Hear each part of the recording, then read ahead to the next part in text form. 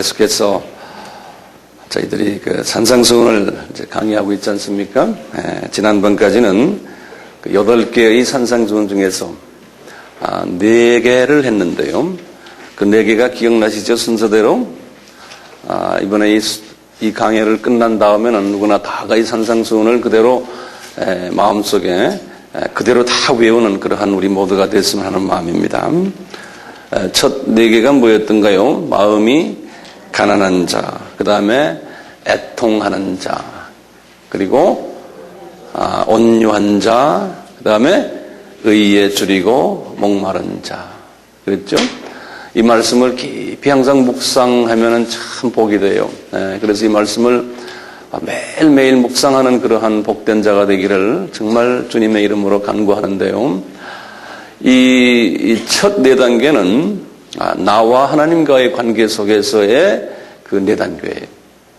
내가 주 안에서 어떤 마음가짐을 가져야 되는가, 내 하트가 얼마나 복받는 하트인가를 가름해주는 그러한 4단계가 이 첫 4단계인데요. 오늘부터 말씀드리는 그 다음 4단계는 좀 달라요. 이 다음 4단계는 어떤 단계냐면, 내가 이제 이러한 그 하트를 가진 후에 그 다음에 하나님의 자녀들과의 관계와 그 다음에 하나님과 나와의 관계를 정립하는 그 관계가 다음 4단계예요. 그 4단계의 첫 단계가 오늘 우리 보는 심령이 긍휼한 마음을 가지는 사람. 긍휼한 마음. 굉장히 중요한 마음인데요. 이 마음은 쉽게 가질 수가 없어요. 왜냐하면요, 처음 이 4단계를 끊임없이 연속적으로 묵상하고 내 삶 속에서 그것이 적용이 될 때, 그 다음에 이 자비의 단계로 넘어갈 수가 있어요. 그래서 처음에 이 4단계를 끊임없이 반복하시며 이것이 내 속에서 조금씩 열매를 맺을 때, 그 다음에 이제 어떤 그 마음가짐이 오냐면요, 이 mercy, 이 자비의 마음이 내 속에서 움틀기 시작해요. 굉장히 중요한 이 성숙된 마음의 그 첫 단계인데요. 이 자비의 마음이라는 것은 어떤 마음이냐면요, 나의 시각이 변하는 거예요. 사람을 볼 때요, 예전에는 저 사람 약점이 보이고 실패한 부분을 보면은 꾸중해주고 싶고, 또 이웃의 아픔을 보면은 속이 좀 시원하고, 예전에는 소위 그렇잖아요. 이웃이 고생하는 걸 보면은 아이고 꽃이다라는 이런 생각도 들고 말이죠. 이런 마음이 말이죠, 갑자기 변화오면서 어떤 마음이 오냐면, 저분의 약점을 보면 내가 예전에 저랬는데 이런 마음이 오는 거예요. 그리고는 저분 얼마나 괴로워할까, 그것 때문에. 저분의 실패를 보면은 안 됐다. 그분의 아픔을 보면 참 안 됐다. 이런 마음이 오는 거예요.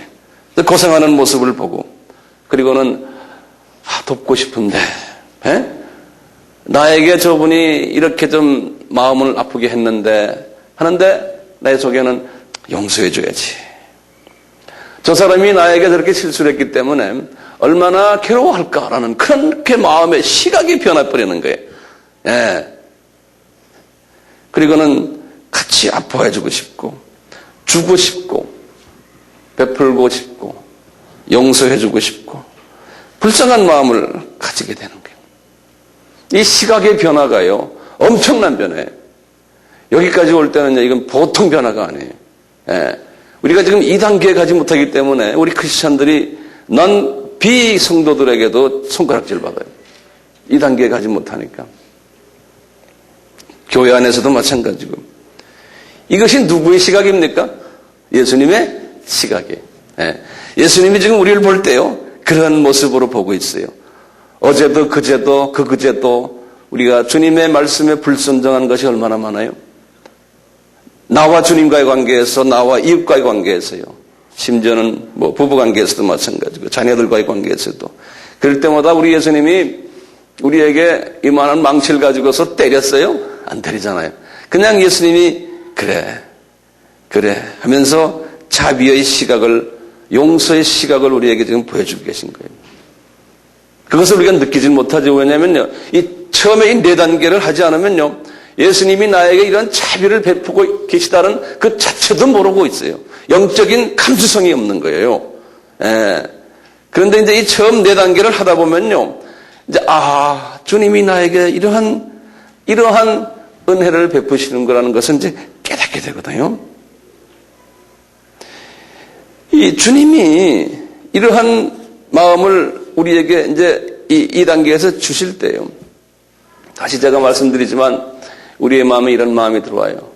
저 사람이 철이 없어서, 몰라서, 어리석어서, 깨닫지 못했어, 보지 못했어. 저렇게 행동하는구나. 이렇게 그냥 이렇게 안아주는 거예요. 마음이 넓어지는 거예요. 그러면서 측은한 생각이 들어오고, 멸시하는 것보다 말이요, 긍휼한 마음이 들어오는 거예요. 그러니까 내 혀가 어떤 혀가 되냐면 정죄하는 혀가 되지 않고요, 이 긍휼의 혀, 용서의 혀가 이렇게 되는 그 변화가 우리에게서 오는 거예요. 그럴 때마다 제 경우도 그래. 내 자신이 예전에 저랬는데 자꾸 나와 그 이웃과를 비교하고, 나와 제가 지금 정죄의 대상이 될 만한 사람들 자꾸 비교하면서, 주님, 제가 그 전에 그랬는데요. 특히 이제 젊은 사람들이 어떤 실수하는 걸 보고 그래요.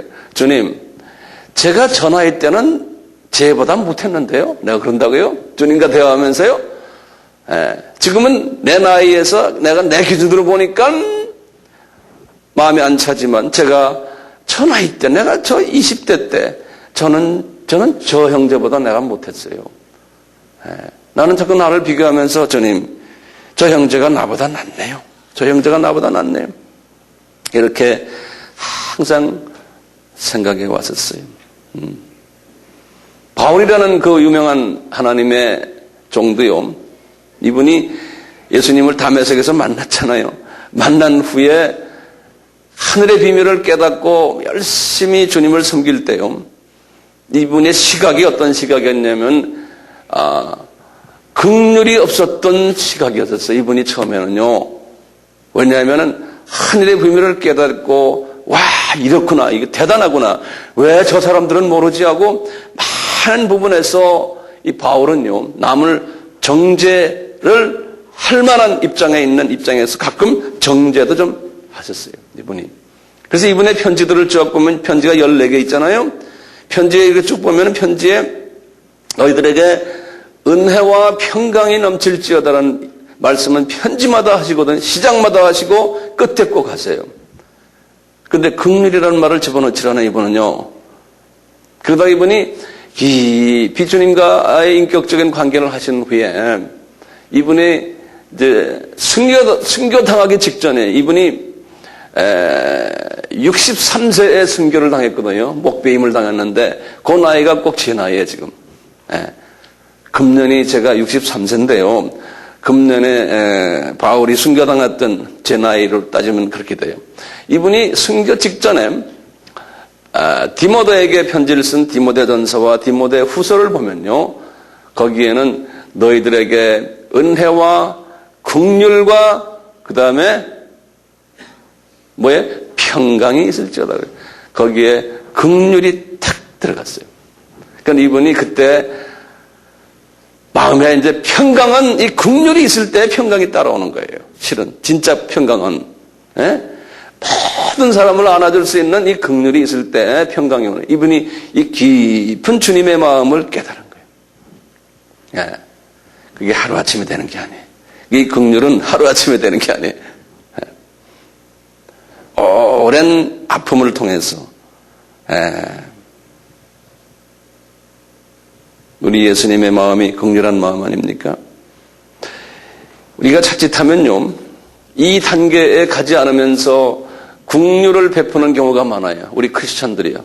긍휼이라는 이름 가지고 예컨대 사회사업을 하거나 우리 교회가요, 기독교가 NGO 그룹이나 구제사업이나 또는 전도나 또는 선교나 또는 교회 성장이나 기타 등등 우리가 지금 소위 하는 이런 모든 일들을 이 주님의 깊은 긍휼의 마음을 가지지 않고 할 때예요. 거기에서는 다른 문제들이 야기돼요. 결론적으로는 자기 자랑이 나오고 자기 영광을 위해서 하게 되고 긍휼을 베푼다고 하지만 안의 내용을 보면 그 안에 그런 일을 함으로써도 교만해지고 그러한 순수성을 잊어버릴 때가 많아요. 그래서 우리 주님은 그 다음에 너희들은 이러한 긍휼을 베풀 때에 뭐가 필요한지 아느냐? 마음이 순수해야 된다. 네.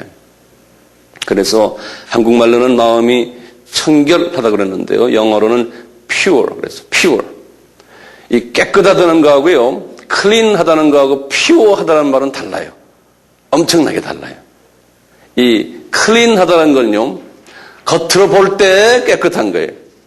우리가 다 지금 속은 어떤지는 모르지만 다 머리 제대로 하고 여자들은 화장하고 남자들은 넥타이 하고 이렇게 왔잖아요. 클린해요. 그런데 그건 클린한 거고 이 속이 클린한 것을 피워하다 그래요. 순수하다 그래요. 순수. 이 순수하지 못하면요. 이 자비를 베푸는 것도 다 헛것이라는 거예요. 이 순수라는 말은 어떤 의미에서 순수냐면요. 내 속에, 내 하트 속에요. 착한 마귀의 상품들이 들어있어요. 지금 저도 그렇고 여러분들도 그렇고 정도의 차이는 있지만 우리가 다 들어있어요. 성서에서는 바울이 이 문제에 대해서 굉장히 깊이 다루거든요. 첫째, 이 가장 더러운 마귀의 상품이 질투심이에요. 이것은 루시퍼가 가졌던 상품이에요. 질투심. 우리들에게 그것이 깔려 있어요. 이 질투심이 깔려 있기 때문에 이게 오리지널 사탄의 마음이거든요. 남이 잘 되는 거 보면 마음 아프고 질투가 있기 때문에요. 뭐가 있냐면은 이간질을 해요. 질투가 있기 때문에 다툼이 있어요.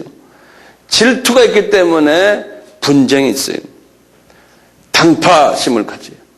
질투가 있기 때문에 이기심이 꽉 차 있어요. 나 하는 거예요. 질투가 있으니까 나에게 불리하면 화를 내요. 그러니까 용서도 못해요. 이것이 커지면 걱정이 꽉 차이고 좌절감이 있고 왜? 내 욕심대로 되지 않으니까요. 이런 모든 것이 남을 이해도 못하고 용서도 못하니 이 모든 행위들이 우리 속에 꽉 차 있어요. 그러니까 내 욕심이, 그러니까 이기주의, 이게 마귀의 마음이거든요. 그러니까 사랑은 이웃을 배려하지 않는다. 그래서 무례히 향한다는 말이 뭐냐면 내 중심으로 생각하니까 이웃에게 무례히 막 향하는. 네. 다른 사람 어떻게 생각하든 말든. 그래서 사랑은 무례히 행치 아니하고 예수의 마음이 아니거든요. 지금 우리 크리스천들이 이런 부분에서요.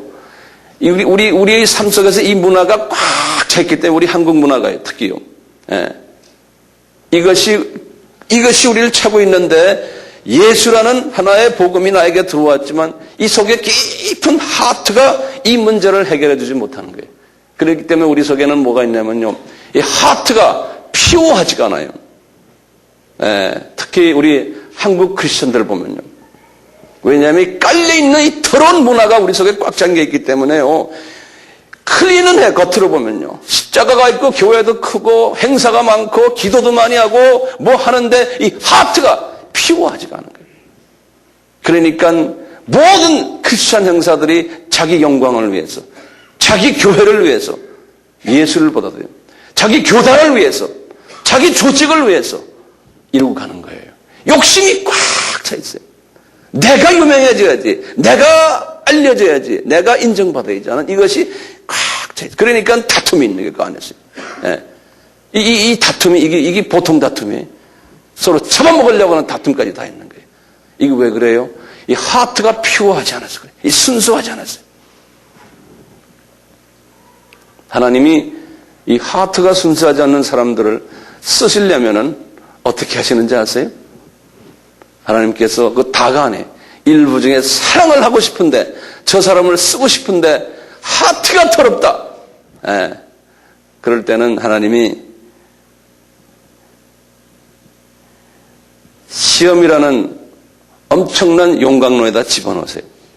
왜냐하면 이 하트가 이물질이 가득 들어있기 때문에요. 그래서 베드로에게도 이렇게 설명했어요. 이 썩어질 금도 순수하게 만들려면 용광로에 집어넣어가지고 녹여야 된다는 거예요. 그래가지고 이물질을 분해시켜야 된다는 거예요. 뽑아버려야 된다는 거예요. 그렇게 할전정 너희들은 썩어지지 않는 너희들은 생명을 가진 너희들에게도 이걸 그대로 한다는 거예요.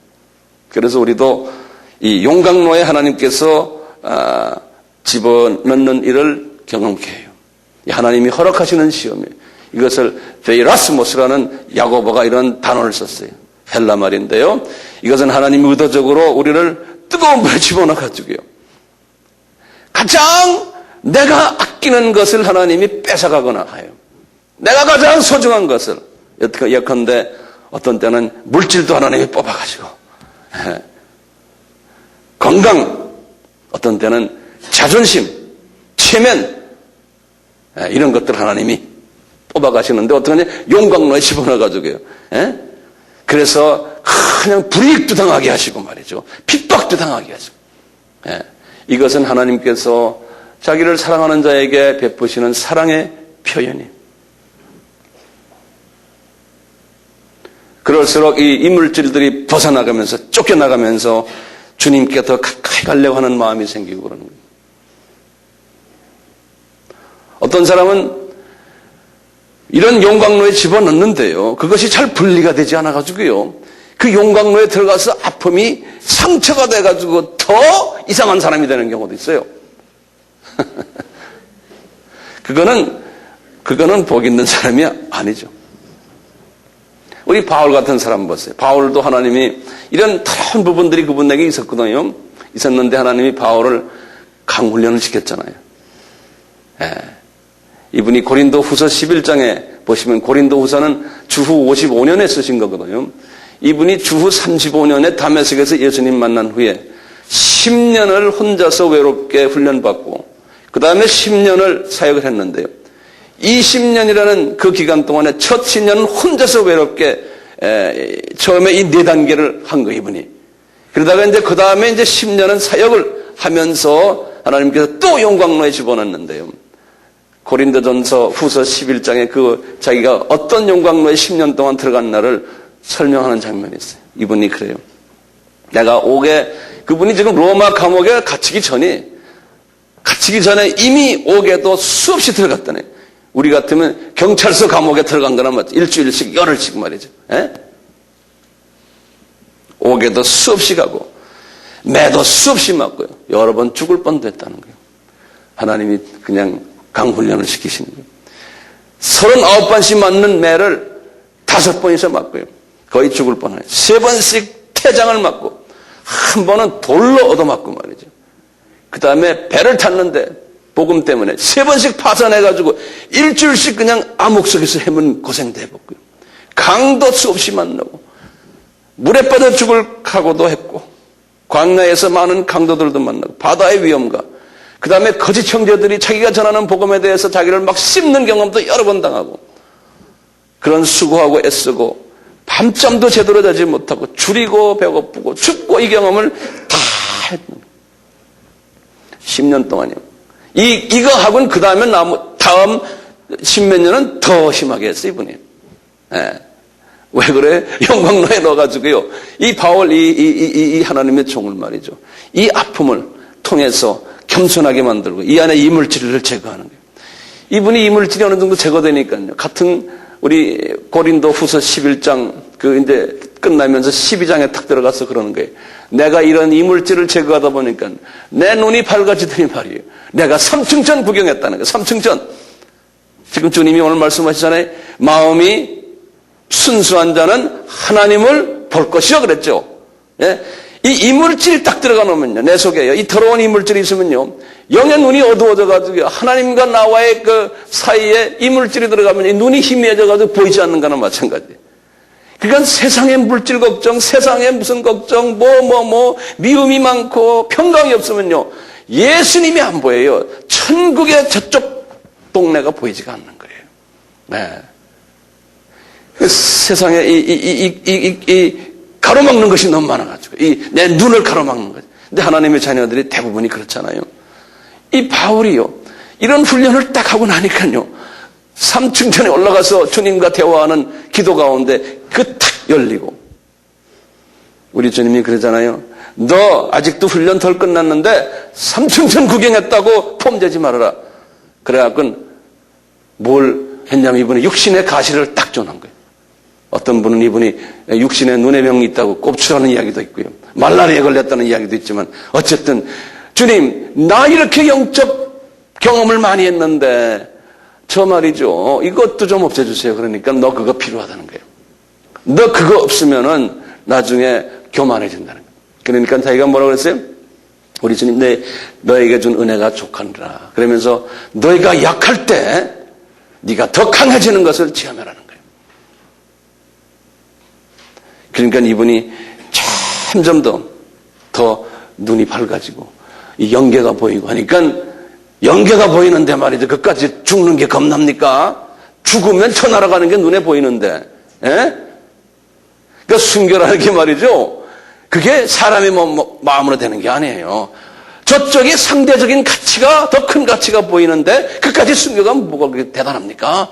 우리가 안 보이는 사람한테는 그게 대단한 거예요. 저 사람이 어떻게 순교를 해, 그러죠? 예? 그렇지만 보이는 사람한테는 가치 기준이 달라졌는데 그까지 그 아무것도 아니죠. 예.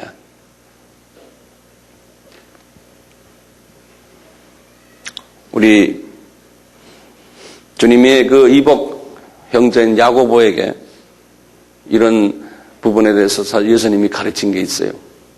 야고보서 1장에 그랬어요. 너희들 지금 엄청난 이 시험을, 용광로 시험을 지금 받고 있는데, 이 시험은 왜 주는지 아느냐? 너희들에게 인내를 만들기 위해서 그렇다는 거예요. 인내를 만들기 위해서. 그래서 그 한문의 인자가 아주 기가 막히죠? 이 인자가 이렇게 해서 칼로 마음을 도려내는, 예? 이 인자 아니에요? 그 양반들이 어떻게 이거 알았는지 모르겠어요. 예. 이 하트를, 인내 훈련은 뭡니까? 내 속에 있는 이 더러운 것들을 성령님의 기름 부으심과, 어떤 때는 불같은 성령님으로, 어떤 때는 바람같이, 어떤 때는 이슬같이, 비둘기같이 내 속에 있는 더러운 것들을 잘라내고 순수케 하는 그러한 일들이 인내 훈련이에요. 이 더러운 물질을 제거하는 과정이에요. 그래서 예수님의 마음으로 내가 형성되는 그 과정을 인내라는 표현을 줬어요. 그냥 세상 사람들은 그냥 막연히 꼭 참고 있는 그런 인내하고 달라요. 이게 역동성이 있는 거예요. 예수로 변해가는, 예수의 마음으로 변해가는 과정을 인내라고 그랬어요. 그래서 인내가 계속 있게 되면요, 오래 참으면 예수님을 닮아가는. 그래서 그 인내가 다 어느 정도 인정받았다 할 때 뭐라고 그랬냐면, 야고보에게나 베드로에게 내가 약속한 생명의 면류관을 주겠다고 그러는 거예요. 우리가 왜 인내를 해야 됩니까? 그리스도의 마음으로 많이 변화갈 때 천국에 올라가면은 지도자 계급에 있다는 거예요. 예수를 닮은 만큼 천국에 내 계급이 설정되는 거예요. 예수를 닮은 만큼. 그래서 바울이 그걸 깨닫군요. 고린도전서 13장에서 사랑은 할 때 제일 먼저 뭐가 나와요? 사랑은 그래놓고 오래 참고 그러는 거예요. 사랑은 오래 참는 거예요. 그게 쉽게 됩니까? 아니에요. 사랑은 이 이물질이 많이 제거되면서 나온 하나의 프로덕트의 작품이에요. 하나의 산물이. 그래서 사랑은 하면서요, 이 이물질이 많이 제거되는 과정 속에서 내 하트가요, 점점 예수님의 하트로 내가 이렇게 변하니까요. 그러니까 어떻게 되냐면요, 주님이 고린도전서 13장에 그랬어요. 사랑은 하면서요, 모든 것을 참으며. 그래서 그러니까 무슨 세상에 보이는 것 있어도 다 안을 수 있는 그러한 하트로 내가 변해지는 거예요. 사랑은 모든 것을 참으며, 왜냐하면 하나님의 주권하였구나 모든 것이 하면서 그 주권을 내가 이해가 되면서 내가 안을 수 있는 거예요. 무슨 일 일어나도 나에게 어떤 일이 일어나도 다 참으니까 평강이 다 오는 거예요. 어떤 일이 일어나도요. 예? 하나님의 주권을 내가 인정하니까요. 사랑은 그러면서 모든 것을 믿으며 그랬어요. 이 통이 보통 커요? 예? 또 사랑은 모든 것을 바라며, 왜냐하면 우리는 저 킹덤 오브 갓, 하늘나라를 바라보고 사는 사람들 아니에요? 이 세상이 이게 잠깐 있다 없어지는 세상 아니에요? 사랑은 모든 것, 그리스도의 하트는 그런 소리예요. 그리스도의 하트를 가진 사람은 크게 일어나는 걸 그냥 저쪽만 바라보고 사는 사람. 그 큰 그릇을 가지고. 그러면서 그랬어요. 사랑은 모든 것을 뭐라고 그랬어요? 견디느니라 그랬어요. 그러니까 이 눈에 보이는 이 모든 것들, 이거는 없어지는 것들이다. 그러니까 주님의 하트를 가지면요, 그냥 이 대범해지는 거예요. 이 대범이란 말 자체도 이게 적용이 안 되는 말이에요. 예. 그러니까 그 안에서 평강이 있는 거예요. 그 안에서 은혜가 있고, 그 안에서 긍휼을 베푸는 거예요. 모든 사람은. 이게 보통 비밀입니까? 예? 그러니까요, 자질구레 한 일들 주님 말씀, 사랑은 그러면서 온유하며 다투지 아니하며, 이건 쪼부라기들이죠. 그러고 보니까요, 아까 모든 것을 얘기할 때, 예?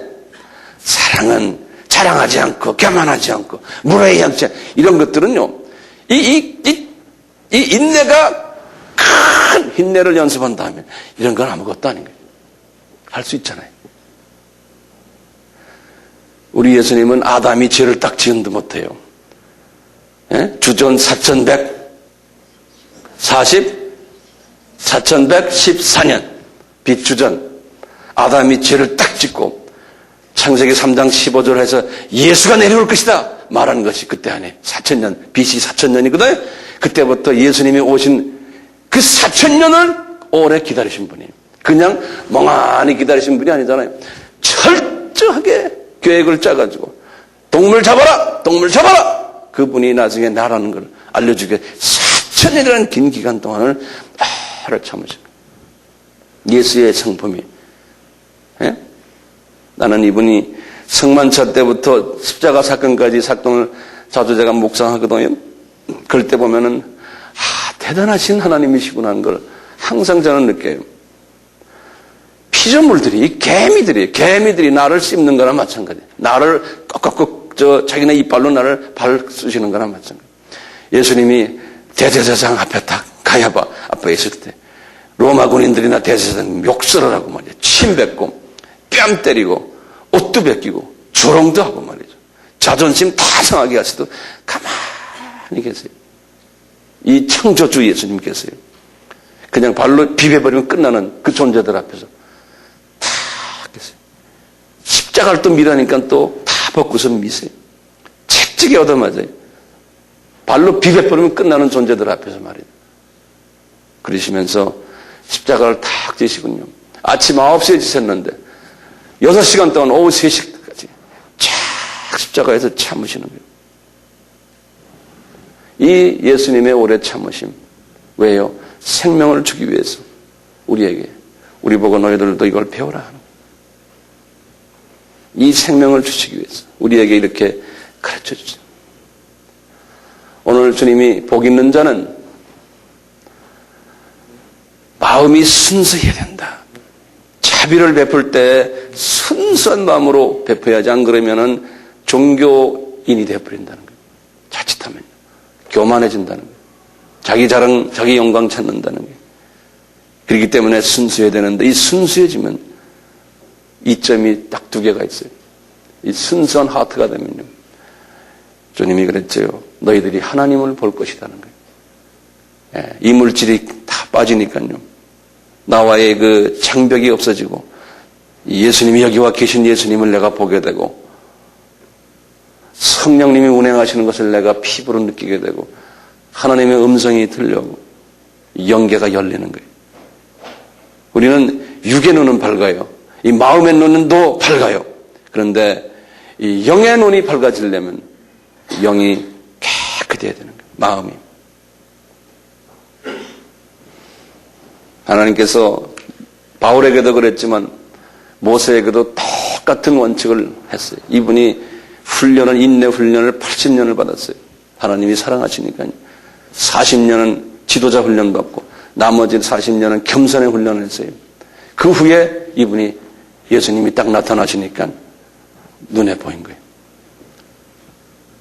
하나님이 그분에게 신의 산으로 올려보내서 직접 만나게 하시고 쉽게 명도막 주시고. 왜 그래요?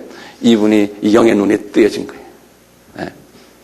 그러니까 직접 주님께서 모세를 만나셨잖아요. 우리가 이게 하트가 피오해지면 성령님의 기름 부으심을 매일 체험할 수가 있어요. 성령님이 나에게 기름 부으심을 매일 찬양을 하면서 기도하면서 걸어가면서 그래서 이 마음이 깨끗한 자는 야고보에게 약속하신 것처럼 이 시험을 참는 자는 다시 말하면 이 하트가 깨끗해지는 이 과정을 잘 참는 자는 나중에 옳다 인정받은 후에 주께서 자기를 사랑하는 자들에게 약속하신 생명의 면류관을 주시겠다는 거예요. 야고보에게 약속하셨어요. 우리에게 약속한 거랑 마찬가지 아니에요? 베드로에게도 똑같은 약속을 했어요. 베드로전서 1장 7절. 너희는 믿음의 시련이 불로 연단하여 없어질 금보다 귀하여 너희들은 금보다 더 귀한 존재다라는 거예요. 이 믿음의 시련이 다 끝난 후에 이 하트가 피유하게 된 후에 그리스도가 나타나실 때 칭찬과 영광과 존귀를 너희들에게 주겠다는 거예요. 계급을 높여주겠다는 소리나 마찬가지예요. 네. 우리는 천국에서 영원한 세계에서 계급이 높아지시려면 어떻게 해야 돼요? 마음이 피유해야 돼요. 어떻게 그 피유함을 받을래요? 하나님이 사랑하는 자들에게는 용광로에다 집어넣어요. 그래서 팔복 중에 마지막에 보면 너는 나를 위해서 핍박을 받고 욕을 먹고 선지자들이 다 그랬단다. 즐거워하고 기뻐하라. 너의 상이 큼이라 그랬잖아요. 그러니까 우리가 결론적으로 제가 한마디 하겠는데 주님을 믿는 주님의 자녀들이 대별하면 두 가지가 있어요. 한 분은 그냥 하트가 그대로 있어도 그냥 주님을 잘 섬기다가는 일반 주님의 백성들이 있어요. 특수한 소수 그룹은 주님께서 강훈을 시켜가지고 이 하트를 깨끗하게 만드는 소수 그룹이 있어요. 우리 아미 멤버들은 이 소수에 들어가라고 제가 지금 이 말씀을 전하는 거예요. 네? 이 소수 아닌 사람들은요, 소위 기독교를 어떻게 이해하냐면요, 예수 믿으면 모든 게 잘 된다. 이렇게 가르쳐요. 그러니까 예수 믿고 복 받으셔. 그런다고요. 그 복은 무슨 복을 이야기해요? 세상 눈에 보이는 복이. 이런 복 받으셔. 그래요. 그러면 뭐다 아멘, 할렐루야. 대부분이 아멘, 손 올리셔. 다 올리고 그래요. 그런데 예수 믿고 고통 받으셔 하면 아멘이 아니고 맨아 그런다고. 거꾸로. 그런데 우리는 예수 믿고 더 고통을 받으라는 것은 예수 믿고 이 하트가 더 피오해지려면 주님이 허락하신 영광로를 우리가 기쁨으로 받는 우리 모두가 되었으면 하는 것이 그런 사람이 진정으로 복 있는 사람이에요. 아멘. 우리 같이 기도합시다. 조용히 주님 앞에 기도하세요. 주님, 참 어렵네요. 우리의 상식으로는 도저히 안 됩니다. 영광로에 제가 들어가기 싫습니다. 저는 주님을 섬기면 모든 게 잘 되는 것만 원합니다. 주님, 그런데 나에게 복을 주셔서 영광로에 있어도 그 안에서 큰 기쁨이 있게 해주시고 소망이 있게 은혜 베풀어 주시옵소서. 내세를 보는 내세의 칭찬과 영광과 존귀를 볼 수 있는 복된 자가 되게 해주세요. 주님께 기도하세요.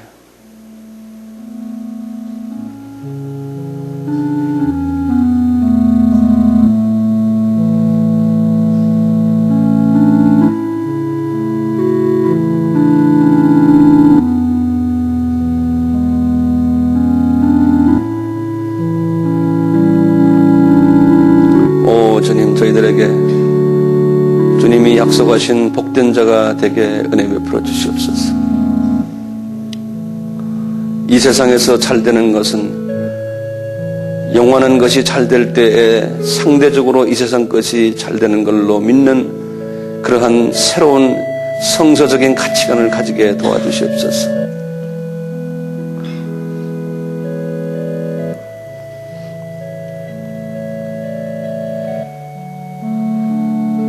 은혜 주셔서